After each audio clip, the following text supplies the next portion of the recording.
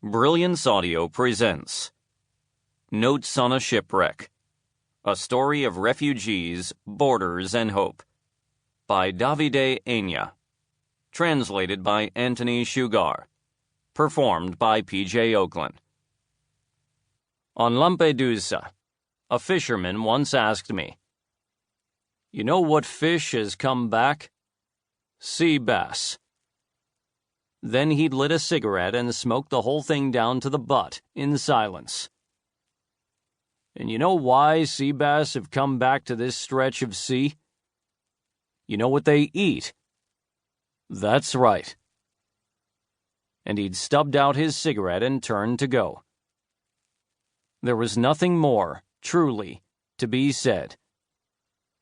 What had stuck with me about Lampedusa were the calluses on the hands of the fishermen. The stories they told of constantly finding dead bodies when they hauled in their nets. "What do you mean, constantly?" And they'd say, "Do you know what constantly means?" Constantly. Scattered refugee boats rusting in the sunlight. Perhaps nowadays the only honest form of testimony left to us. Corrosion, grime, rust of what's happening in this period of history. The islanders' doubts about the meaning of it all.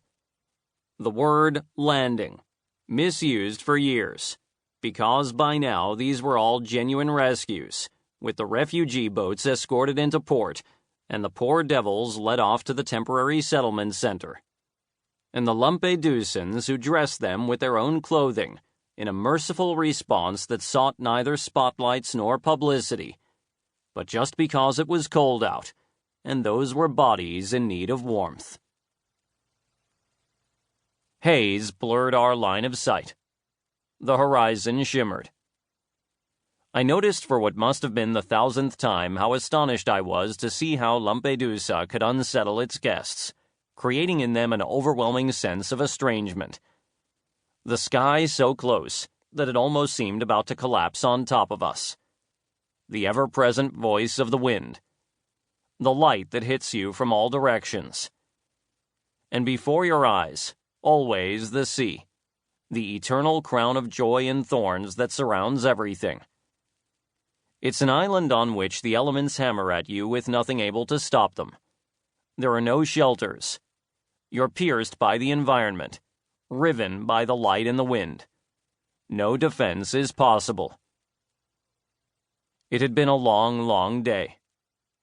I heard my father's voice calling my name, while the Scirocco tossed and tangled my thoughts. I happened to meet the scuba diver at a friend's house. It was just the two of us. The first persistent sensation was this. He was huge. His first words were these: "No tape recorders." He went over and sat down on the other side of the table from me and crossed his arms. He kept them folded across his chest the whole time. "I'm not talking about October 3rd, he added, his mouth snapping shut after these words in a way that defied argument. His tone of voice was consistently low and measured, in sharp contrast with that imposing bulk. Sometimes in his phrases, uttered with the sounds of his homeland. He was born in the mountains of the deepest north of Italy, where the sea is, more than anything else, an abstraction. There also surfaced words from my dialect, Sicilian.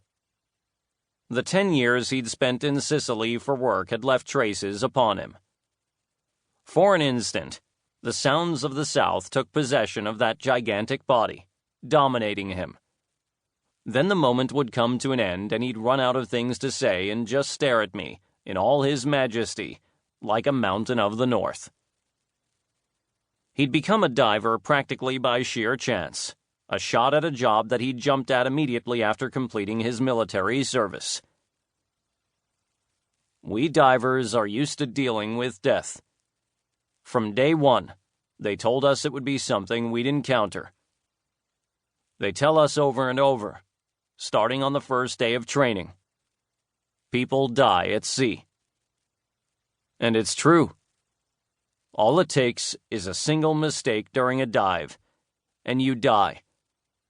Miscalculate, and you die. Just expect too much of yourself, and you die. Underwater, death is your constant companion. Always.